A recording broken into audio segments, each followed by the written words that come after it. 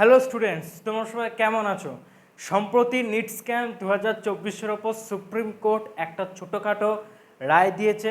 সেখানে supreme court বলেছে যে যে সমস্ত স্টুডেন্টরা গ্রেস মার্কস পেয়েছে, মানে 1563 জন স্টুডেন্ট যারা যারা আর কি এরকম গ্রেস মার্কস পেয়েছে, তাদেরকে 23 জুন এদেরকে আবারও রিনিট দিতে হবে, অর্থাৎ তাদেরকে আবারও নিট এক্সাম দিতে হবে। যারা যারা গ্রেস মার্কস পেয়েছে, অর্থাৎ এই 1563 জন স্টুডেন্টকে 23 জুন রিনিট দিতে হবে। এবং তাদের যে রেজাল্ট এই রেজাল্টটা পাবলিশ করা হবে 30 জুন। 30 জুন তাদেরকে রেজাল্টটা পাবলিশ করা হবে। এটা একটা ছোটোখাটো রায় দিয়েছে। বলা হয়েছে গ্রেস মার্কসওয়ালা স্টুডেন্টদের, যে সমস্ত স্টুডেন্টরা গ্রেস মার্কস পেয়েছে তাদেরকে 23 জুন নিট দিতে হবে, আর তাদের রেজাল্টটাকে পাবলিশ করা হবে 30 জুন তারিখে। তাদের রেজাল্টটাকে পাবলিশ করা হবে। এবার যদি তারা নিট এক্সামটা না দেয়, যদি তারা আবারও রিনিট যদি না দেয়, তাহলে তাদেরকে কি করা হবে? তাদের রেজাল্ট থেকে বা তাদের ওএমআর শিট থেকে গ্রেস মার্কস বাদে, তাদের রেজাল্ট থেকে গ্রেস মার্কস বাদ দিয়ে যে নাম্বারটা হচ্ছে সেই নাম্বারটা তাদেরকে জানিয়ে দেওয়া হবে। ওই নাম্বারটা নিয়ে তাদেরকে সন্তুষ্ট থাকতে হবে। The court, we filed PIL regarding this NEET examination. There were various issues which we have raised on behalf of lakhs of students. The main issue was this paper leak and the other malpractices which has been followed by the NTA. And now today they have admitted their mistake, stating that yes, those grace marks, regarding those grace marks, we are going to conduct the re-examination, which means there was something which was amiss, and now they have taken note of it, and that's why the court has also directed that re-examination will be done on 23rd of June. অর্থাৎ এই রায় থেকে আমরা এটুকুই বুঝতে পারি যে supreme court এখানে মান্যতা দিয়েছে যে গ্রেস মার্কস দেওয়া একদমই উচিত হয়নি। গ্রেস মার্কস দেওয়া হয় ক্লাটে, অর্থাৎ সিএলএটি, এটা যেটা হয়েছিল 2018-তে হয়েছিল সিএলএটি। এই ক্লাটে গ্রেস মার্কসটা দেওয়া হয়, সেখানে নিয়ম আছে, কিন্তু ক্লাটের সাথে নিটের কোনো তুলনা হয় না, তাই নিটে গ্রেস মার্কস দেওয়াটা উচিত হয়নি। তাই গ্রেস মার্কস যারা যারা পেয়েছে তাদেরকে 23 জুন নিট দিতে হবে। আর যদি তারা নিট এক্সামটা না দেয়, তাহলে গ্রেস মার্কস বাদে তাদের যে নাম্বারটা হচ্ছে সেই নাম্বারটা তাদেরকে জানিয়ে দেওয়া হবে, সেই নাম্বারটা নিয়ে তাদেরকে সন্তুষ্ট থাকতে হবে। এবং ওভারঅল যে এই যে পুরো স্ক্যাম ঘটেছে, সেখানে অনেকেরই দেখা যাচ্ছে যে নাম্বার মিলছে না। ধরো কেউ এরকম আছে, কেউ ধরো 705 পেয়েছে, তার দেখাচ্ছে 715, ঠিক আছে। কেউ ধরো 705 পেয়েছে, মানে 705 পেতো, ওএমআর শিটের সাথে তাকে অ্যান্সার শিটটা দিয়ে দেওয়া হয়, সেই ওএমআর শিটের সাথে সে অ্যান্সার শিটটা মিলিয়ে দেখে যে সে পেত 705, কিন্তু তাকে দেওয়া হয়েছে কত? 715। তো এরকম অজস্র ভুলভ্রান্তি ধরা পড়েছে, ঠিক আছে। তো এক্ষেত্রে কি করা হবে? এক্ষেত্রে সেই রেজাল্টগুলোকে রিচেকিং করা হবে। রিচেকিং করে আবারও রেজাল্টটা পুনরায় পাবলিশ করা হবে। অনেস্টলি রিচেকিং করে রেজাল্টটা পুনরায় পাবলিশ করা হবে আগামী 7th জুলাই কি 8th জুলাইয়ের মধ্যে। 7th জুলাই কি 8th জুলাই এরকম মধ্যে রেজাল্ট বা রিচেকিং করা হবে, ঠিক আছে। তো সুপ্রিম কোর্ট এখানে স্টুডেন্টদের পক্ষে একটা ছোটোখাটো রায় দিয়েছে, যেটা কিন্তু একটা দারুণ খবর, একটা দারুণ খুশির খবর যে অবশেষে সুপ্রিম কোর্ট স্টুডেন্টদের পক্ষে কিন্তু রায়টা জানিয়েছে। তবে আমার এক্ষেত্রে কিছু পার্সোনাল মতামত রয়েছে। আমার যে পার্সোনাল মতামত সেটা হচ্ছে, আমি আশাবাদী যে সুপ্রিম কোর্ট এই ব্যাপারে আরও ডিটেলে প্রবেশ করবে, কারণ এই স্ক্যামটাকে আরও ডিটেলে পর্যালোচনা করা দরকার। প্রথমত, নিটের মতো একটা বড় কম্পিটিটিভ এক্সাম হচ্ছে পুরো দেশে, যেখানে 24 লাখ স্টুডেন্ট অ্যাপিয়ার হচ্ছে। তো সেখানে কোশ্চেন লিক কী করে হয়? ফার্স্ট হচ্ছে কোশ্চেন লিক কেন হয়েছে, কি করে হলো, এই ব্যাপারটা একটু খুঁটিয়ে দেখা দরকার। এবং আমি আশাবাদী যে সুপ্রিম কোর্ট এর ওপর একটা পদক্ষেপ গ্রহণ করবে, যাতে আগামী দিনে কোনো অফলাইন কম্পিটিটিভ এক্সামে যাতে কোশ্চেন লিকের মতো কোনো দুর্ঘটনা না হয়, যাতে স্টুডেন্টদের কোনো রকম বিভ্রান্তি সৃষ্টি না হয়। আমি আশাবাদী সুপ্রিম কোর্ট এর ওপরে একটা রায় ঘোষণা করবে। এবং কোশ্চেন লিকের জন্য জানা গেছে যে পাটনায় পুলিশ 13 জনকে গ্রেপ্তার করেছে, সে ঠিক আছে, মানছি। তবে এরকমও কিছু কিছু জায়গা আছে যে শুধু যে কোশ্চেন লিক হয়েছে তা নয়, 30 লাখ কি 50 লাখ টাকার বিনিময়ে কোশ্চেন বিক্রি করা হচ্ছে এবং তার সাথে অ্যান্সার শিটও দেওয়া হচ্ছে। এমনও কিছু কিছু ঘটনা ঘটেছে যে কোটিপতি বাবা মায়েরা কি করেছে, একটা সেন্টার কিনে রেখেছে এবং জানিয়েছে যে দেখো এটা হচ্ছে আমার ছেলে বা এটা হচ্ছে আমার মেয়ে, তো আমার ছেলে বা মেয়ে যখন তোমার এই সেন্টারে এক্সাম দিতে যাবে, যাতে সে ঠিকঠাক চিটিং করে সে পুরো পাস করতে পারে, তাকে হেল্প করতে, মানে এরকম শোনা গেছে যে কোটিপতি বাবা মায়েরা সেন্টার কিনে রেখেছে, স্কুল টিচারদের ঘুষ দিয়েছে, মানে সেন্টারে টিচারদের ঘুষ দিয়েছে, ঠিক আছে, ইনভেস্টিগেটরকে ঘুষ দিচ্ছে। তো এরকম অনেক কিছু কেস বা অনেক কিছু ঘটনা দেখা গিয়েছে। সমস্ত কিছুর কেস সুপ্রিম কোর্টে চলছে। আমি আশাবাদী সুপ্রিম কোর্ট এই কেসে আরও ডিটেলে প্রবেশ করবে এবং আরও গুরুত্বপূর্ণ কঠোর পদক্ষেপ গ্রহণ করবে। মানে দিন শেষে আমি একটা কথাই বলবো যে সুপ্রিম কোর্ট সবসময় স্টুডেন্টদের পক্ষেই রয়েছে। সুপ্রিম কোর্ট যা রায় দেবে স্টুডেন্টদের পক্ষেই রায় দেবে। অবশ্যই এর একটা সুসম্পন্ন জাস্টিস হবেই, এটা আমি আশাবাদী।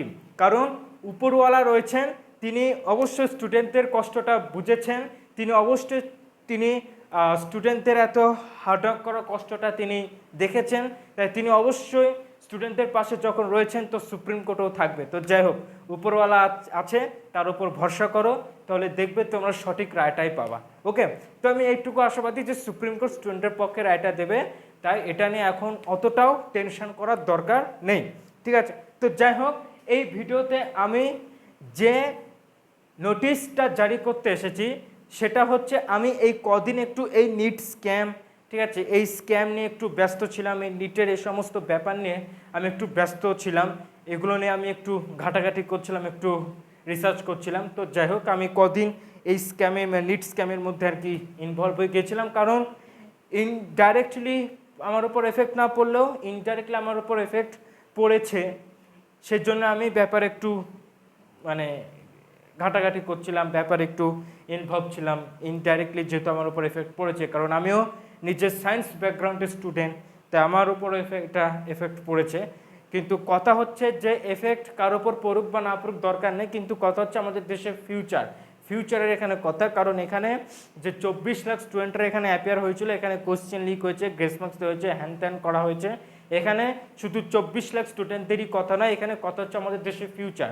তো দেশের ফিউচার নিয়ে ভাবতে হলে তো অবশ্যই সবার উপর এফেক্ট পড়বেই, তাই না?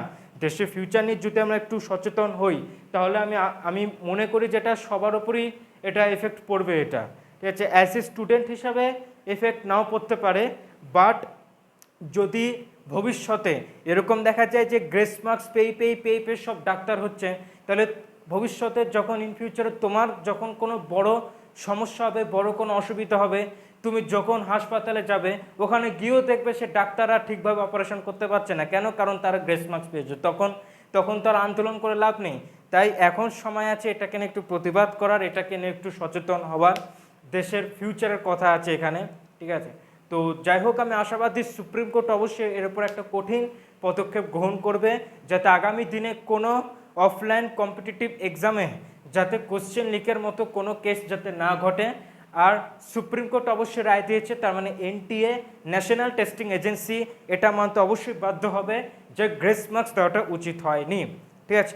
তো যাই হোক, তো আমি ভিডিওতে যে ইম্পর্টেন্ট নোটিশটা জারি করতে এসেছি সেটা হচ্ছে, এই নিট স্ক্যামের আগে আমি আমার চ্যানেলে নিয়মিত ম্যাথের কনসেপ্টের ওপর ভিডিও আমি আপলোড করছিলাম, ঠিক আছে, ম্যাথের কনসেপ্টের ওপর ভিডিও আমি আপলোড করেছি, এবং আমি আগামী এক সপ্তাহের মধ্যে কি 2 সপ্তাহের মধ্যে আমি আবারও পুনরায় ম্যাথের কনসেপ্টের ওপর ভিডিওগুলো আমি আবারও আপলোড করতে শুরু করব।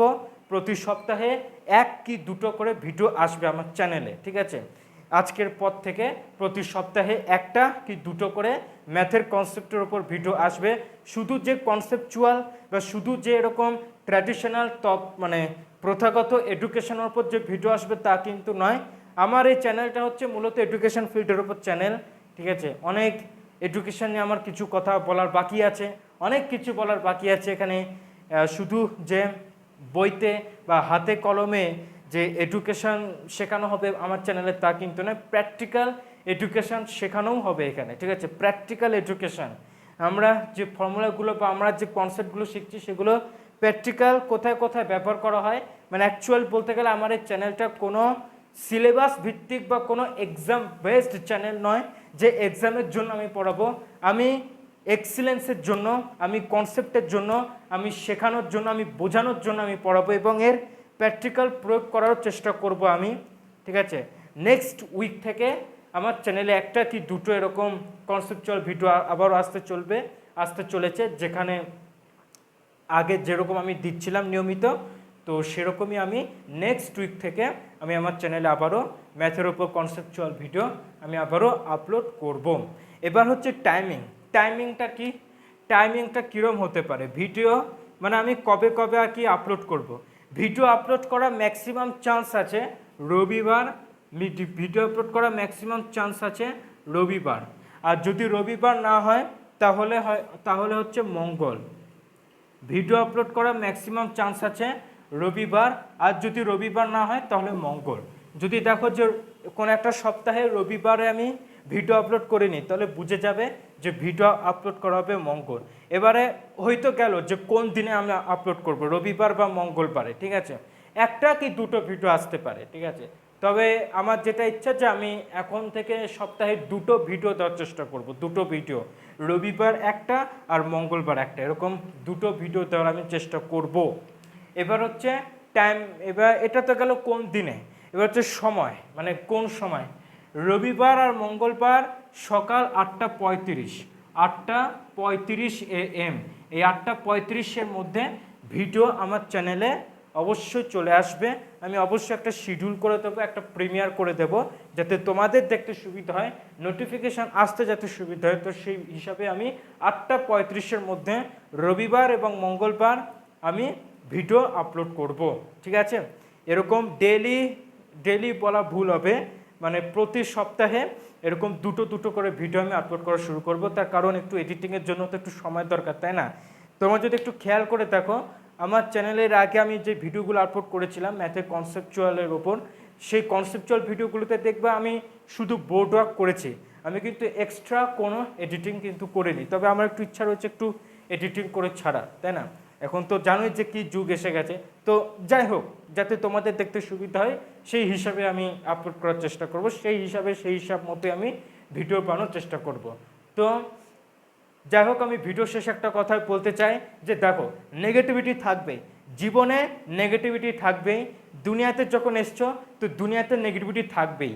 ঠিক আছে, একটা সমুদ্রের ওপর দিয়ে যখন একটা জাহাজ চলে, সমুদ্রের ওপর দিয়ে যখন একটা জাহাজ চলে, ঠিক আছে, তো জাহাজটা তো ডুবে যাওয়ার কথা, কারণ আমরা ফিজিক্সের ল অনুযায়ী জানি যে কি ভারী জিনিস জলের ভেতর ডুবে যায় আর হালকা জিনিস জলের ওপর ভেসে ওঠে, আমরা ফিজিক্সের ল অনুযায়ী এটাই জানি।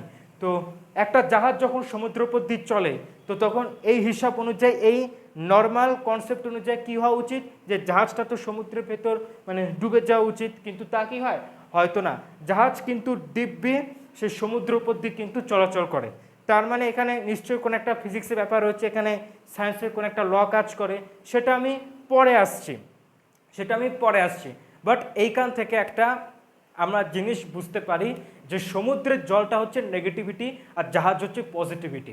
তাহলে তোমার চারপাশে যতই নেগেটিভিটি হোক, তুমি যদি সত্যি পজিটিভ থাকো, তাহলে তুমি দিন শেষে ওই নেগেটিভিটির মধ্যে ডুববে না। ঠিক আছে, তোমার আশেপাশে, তোমার চারপাশে যত নেগেটিভিটি থাকুক, তোমাকে হতে হবে পজিটিভ।